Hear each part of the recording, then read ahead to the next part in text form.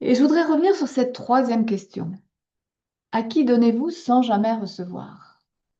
Alors, on a parlé hier de la matrice énergétique, c'est-à-dire que ce sont les secrets énergétiques liés à notre date de naissance qui nous permettent de définir quels sont nos trois piliers énergétiques qui sont liés aux éléments yin, yang, etc. On ne va pas rentrer dans les explications, mais simplement de savoir qu'on est porté par des énergies.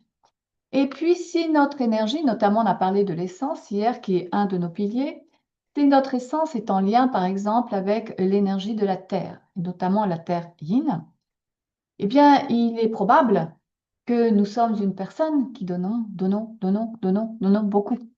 Parce que c'est en donnant qu'on a l'impression d'exister.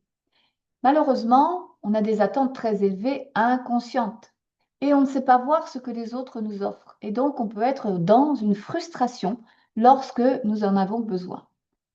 Mais si dans notre matrice, nous avons une énergie métal, yang, nous avons du mal, et en général les yang, hein, même le bois yang, etc., à demander de l'aide.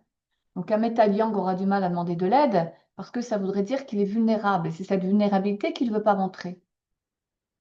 Je donne beaucoup à une de mes filles sans jamais recevoir. La relation je suis moi-même. Alors je vais lire un peu plus.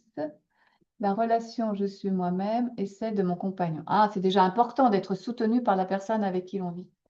Les enfants, c'est une expérience extraordinaire pour grandir aussi et pour faire vraiment un travail de l'intérieur, euh, pour apprendre aussi à grandir soi-même.